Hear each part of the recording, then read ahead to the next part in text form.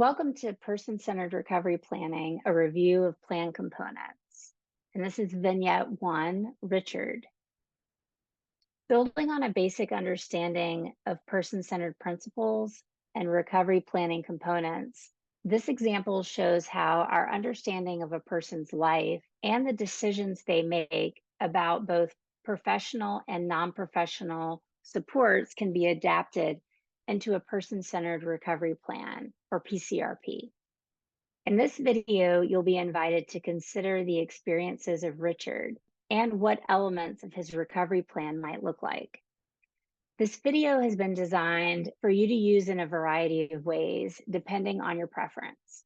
For a quick view, you can simply watch and consider the content presented.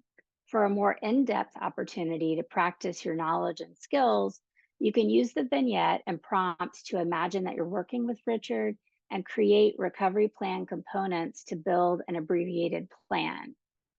As you watch the video, you can choose to hit pause along the way to develop plan components based on a close review of the vignette content. Remember, there isn't one right version of a recovery plan based on the information we're about to get about Richard's life. And since we don't have Richard here with us, practicing person-centered planning requires that we rely on the information available and use our imagination to some extent. As we go along, I'll let you know when it may be a good time to hit pause. And if you choose not to, you'll still have opportunities to jot down notes, and you'll be invited to select the best plan component option from a multiple choice list on the screen, followed by an explanation of the best answer. There's also a simple worksheet available for download on the website, which you may want to check out. Otherwise, a blank sheet of paper is just fine. Okay, let's review the steps that we'll be taking in this video. First, we'll get to know a little bit about Richard, not by looking at an entire biopsychosocial assessment or a formal narrative summary, but we'll just look at a snapshot that gives us some idea about his life, including what he wants, how he spends his time, a little bit about what's going well, and how the behavioral health challenges are showing up, which will be the focus of services and support, as well as his priorities for recovery. Based on that information, as step 2, we'll consider what we might expect to see as a goal statement on Richard's plan.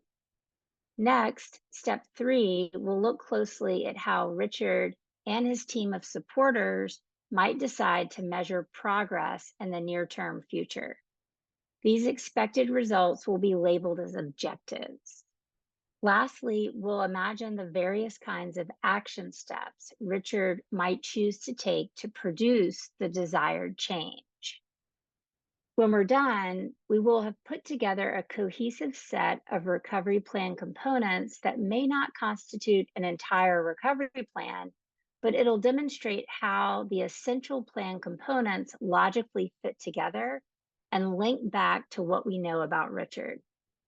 As a super quick review, let's look at the 5 core components of any PCRP.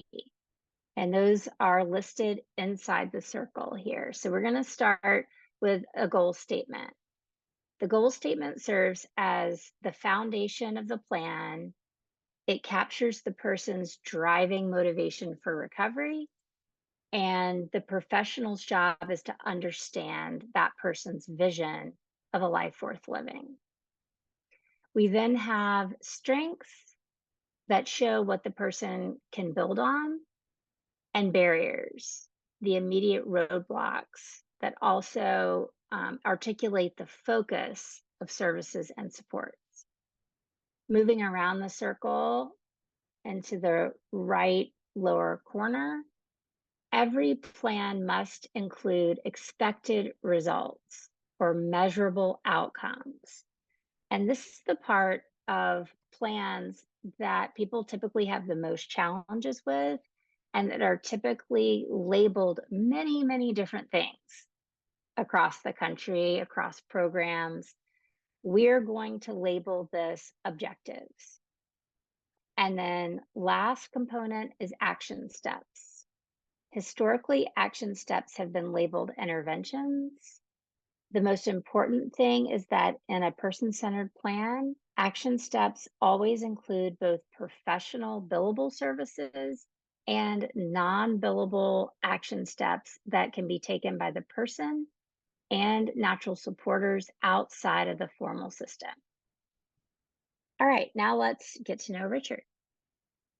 Okay, Richard is the life of the party among his long-standing group of friends. This 32-year-old gifted guitar player has many hopes for his life, including opening his own recording studio, despite the series of significant setbacks in the last several years. While he knows that meds won't fix everything, he's been focused on finding the right regimen for mood stability that doesn't, quote, turn him into a zombie and interfere with his music. The highs have led to aggressive behaviors that he knows aren't who he truly is, and have also resulted in 2 misdemeanor charges, and he's currently on probation. He's been on the current medication for 3 weeks and is considering when he should ask for an adjustment since he continues to feel irritable and fight with housemates and neighbors. He reports that although the police haven't been called recently, he's caused property damage and other incidents that could have resulted in more charges. He cherishes the support of his longtime girlfriend, who is expecting their first child in 4 months, as well as his maternal grandparents. In order to get the time that you need to metabolize this information, you're welcome to pause the video along the way, and I'll continue to signal to you when might be a good time to pause it. But this is going to be the information that we'll work with throughout building a sample plan for Richard. So the first thing we're going to do is we're going to work with this information to identify what strengths might be described on Richard's recovery plan. So we'll invite you to take a minute to jot down what stands out as Richard's strength. So feel free to pause the video to look a little bit more closely and jot that down. Otherwise, we're going to move on by identifying some of those strengths that stand out. Obviously, Richard has a lot to build on in his recovery. He's got a long-standing group of friends. We know that he's a gifted guitar player. It seems like he doesn't have an over-reliance on medication, but at the same time, he's motivated to see what benefit he can get from the medications in order to achieve some mood stability. He seems to have a strong sense of self, even in the midst of the legal difficulties.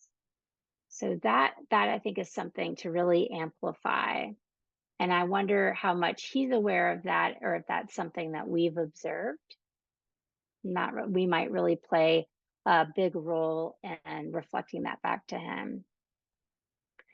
I'm also picking up on some solid self-advocacy skills, right? Because he's thinking about when he might possibly ask for a medication adjustment, whereas some people might be very passive and just waiting for a prescriber to recommend that to them. And then we see there at the bottom, he has the support of his girlfriend and his grandparents. So he's got a lot there to work with. There's a lot more that we could ask about, right? And how those show up and support his recovery on a day-to-day basis. But we've got a lot of leads there. So let's reset our vignette and let's look at the other side of things a little bit and make sure we have a good sense of what's getting in his way. So now we're going to take a look at, based on the limited information that we have here, if we imagine that we're working with Richard, what's going to be our main focus of support for him? What are really the barriers? How's the behavioral health challenge showing up in his life? So feel free to pause the video and Write down a little description on the worksheet or on a blank sheet of paper as you would capture it on the recovery plan. Otherwise, we're going to highlight some of those moving on. So, the biggest concern and disturbance in Richard's life, according to Richard, according to this little vignette, seems to be that he continues to feel irritable and fight with housemates and neighbors. And then specifically, he continues to engage in behaviors that might result in more legal charges, right? He's doing property damage. So those are some really concrete things. The other thing that's grabbing my attention is that he's expecting a child in 4 months. As a parent myself, that gets my attention, but I've got to really keep that in check. I can't make any assumptions about how that might be affecting Richard, right? Based on this short vignette, we don't know if Richard and his girlfriend are planning on raising the child. We don't know if they're um, having anxiety about it. That's something that I might want to ask about. But remember, being person-centered means that we're really reflecting on the plan, his priorities and his viewpoint, rather than, presuming that we can see his future and that we know what he needs. So I am making sure I don't misrepresent his needs and perspective there. So far, we have a sense of his strengths and his barriers. So now let's stop and think about, if we're talking with Richard, what kind of goal statement he might communicate to us. And as a quick reminder, a goal statement in person-centered recovery planning, it's not always practical. It's really an opportunity to dream big. And so a really strong goal statement should be a reminder to the person of their reason to do the hard work for recovery. So let's go back to the vignette. And if you'd like to, you can pause and write out a goal statement that you can imagine developing with Richard. Otherwise, we're going to move on, and I'm going to offer a few options, multiple choice options here. So let's look at these three options. A, stabilize mood to be a good father to his child. B, quote, I can't afford to catch any more charges. C, quote, I'm going to have my own recording studio one day. So if you'd like to think about this a little bit further, you can pause the video. Otherwise, we're going to move on. C is definitely the strongest option here. We know from the vignette that he is really passionate about having his own recording studio one day. That's something that he is moving toward. Whereas option B, this is an example of something that happens all the time, where you ask a person what they want and they tell you what they're wanting to avoid, which is really useful information, right? I don't want to continue to have criminal justice system involvement. I don't want to catch any more charges. That's really important information, but it's not what he wants. It's what he doesn't want, right? He's telling us about his barriers. He's not telling us about his goals. So it's two slightly different things, right? And so we might want to ask him, okay, well, if you're not busy, navigating, probation and the criminal justice system, what would you be doing with your life? Well, maybe you'd be in the recording studio, right? And then option A, stabilize mood to be a good father. Remember, we don't know from the information that we have that that's like his motivating reason to engage in recovery. It may be if we have that conversation with him, but based on the information we have, we just don't have that information yet, right? So far we've got a goal statement in Richard's own words, and we've got some strengths and barriers. So now that we know, we're kind of oriented to what we're working with and what kind of life he hopes to have, let's look at how we're going to measure progress. So let's think about developing one smart objective for the short-term future. So feel free to pause here and think about, based on the barriers that we've identified, feel free to write out a SMART objective based on the quality standards that we've talked about, thinking about what Richard's life might look like when those barriers are no longer causing him issues. Otherwise, we're going to move on and look at some sample options together. So let's look at these three options. A, for the next 90 days, Richard will take all prescribed medication for mood stability. B, within the next 30 days, Richard will report less irritability. C, within the next 60 days, Richard will have improved mood as evidenced by going 2 weeks without any property destruction or behaviors that could result in further legal charges per self-report. Feel free to pause it and you can read over some of those little quality standards that we have over to the right. Otherwise, we're going to move on and we're going to consider each of these options. So A, and this gets confused quite often, A is something he might plan to do, but it's not an outcome. For the next 90 days, Richard's going to take all of his medication. That's an action step, right? So the fact that he's going to take his medication, that's going to get written slightly differently and it's going to go in the action steps category. We don't need to rewrite it as an outcome, right? B, within the next 30 days, he's going to report less irritability. Well, that's a great outcome, but it's pretty vague, right? So if that one read, that we're going to have him keep a log and every day he's going to, he's going to rate his irritability on a scale of 0 to 10. And we think that within 30 days, he's going to go an entire week of not having a rating over 5, or his ratings are going to drop on average 2 points or something like that, right? If we had a way to measure that, but what does less irritability mean? That's pretty vague. I don't know that I'm going to go with B. C seems like really the strongest option.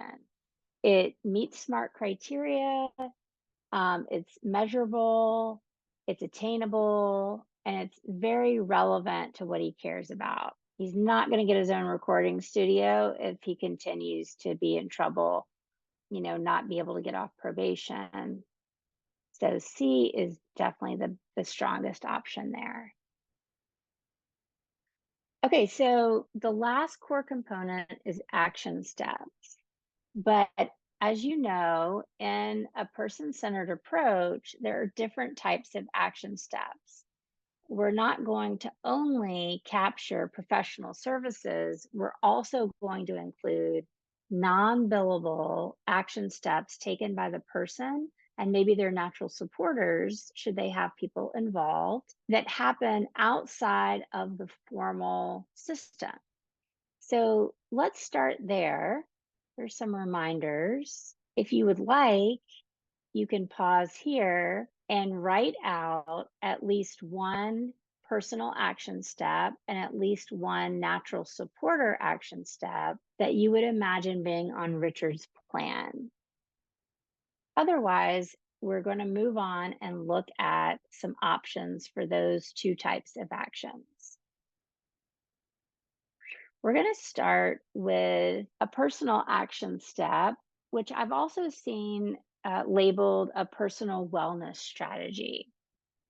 I've also seen it labeled a self-directed intervention. So there are lots of labels out there.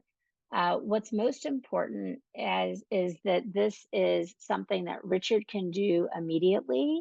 And we've got some reminders over on the right for those quality standards. So here are our options. A, Play guitar daily for at least 20 minutes to relax, especially when feeling irritated with housemates. B, take all medications as prescribed. C, for the next 30 days, abstain from any arguments with housemates or neighbors. Take a minute if you need to, and you can pause and look over the options and the criteria over on the right. Otherwise, we're going to talk about the best one. Option A is the strongest one because we can imagine asking Richard, what's something that you're already doing or an action that you can imagine doing more often or maybe with more intention that is good for your wellness, that helps with the irritability, that helps with some of the behaviors you're trying to avoid. And we can imagine Richard, based on a little bit we know about him, that playing guitar is probably a very realistic action step that he can take immediately, right? Option B, taking all medication as prescribed is not one that we would see because remember, we don't simply mirror professional services in the personal action steps. And then C, for the next 30 days, abstain from any arguments with housemates or neighbors. If he could do that, he wouldn't be coming to us for support, right? That's really more of an outcome than it is an immediate action step. It's almost a little bit insulting, right? It's like, well, thanks a lot. Like, just stop doing it, right? Yeah. Okay, now let's look at some options for natural supporter actions. So we've got A, Richard's grandmother, Jan, has agreed to help him complete his community service hours for his probation. B, Richard's girlfriend, Liz, plans to join Richard in cleaning out the garage at least 30 minutes each weekend for the next month. C, Richard's housemate, Jimmy, has agreed to host parties at their house no more than once per week to reduce the stress on Richard. So feel free to take a little bit more time, but don't take too much more time because I think all of these are pretty strong examples of natural supporter actions. And I just wanted to show that there's really a lot of variety here when it comes to natural supporter actions.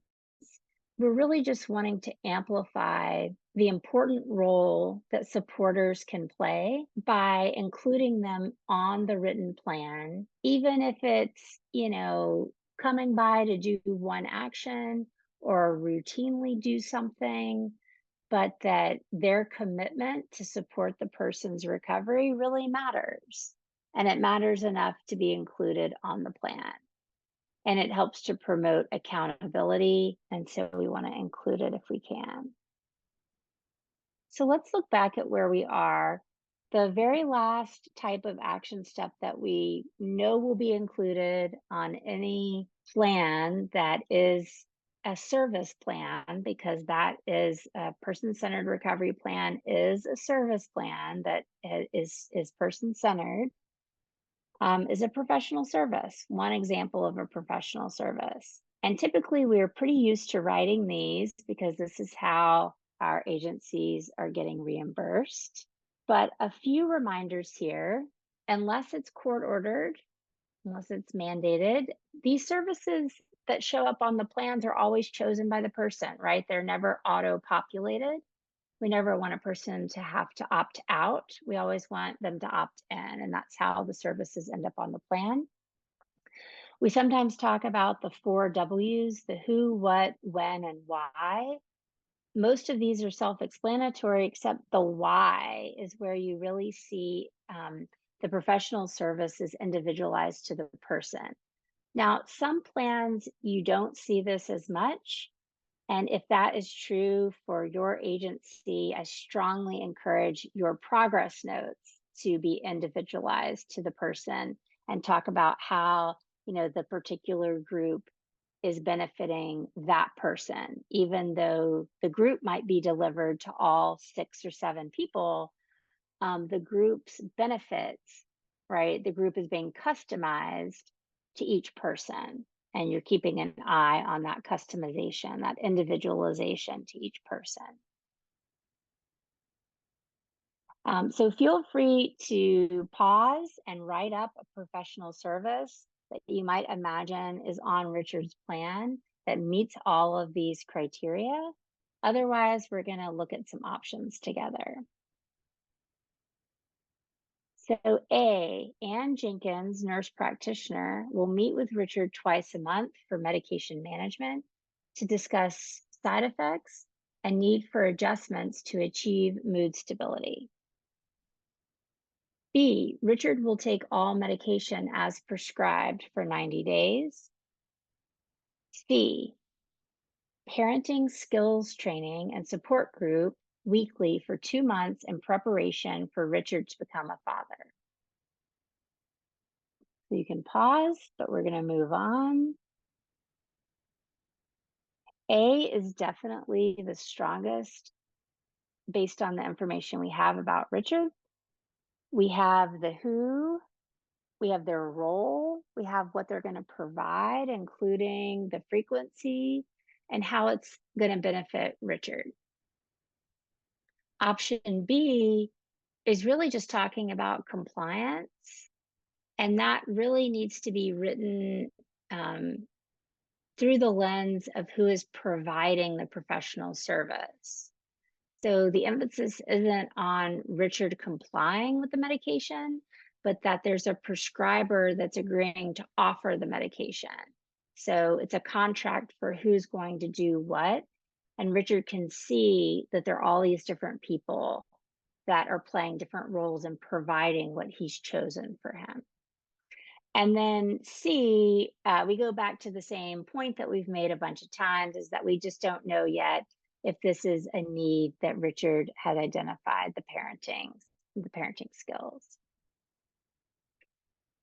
So here in summary, we've captured information for each of the 5 core components that make up a person-centered recovery plan, including one of each of the 3 types of action steps.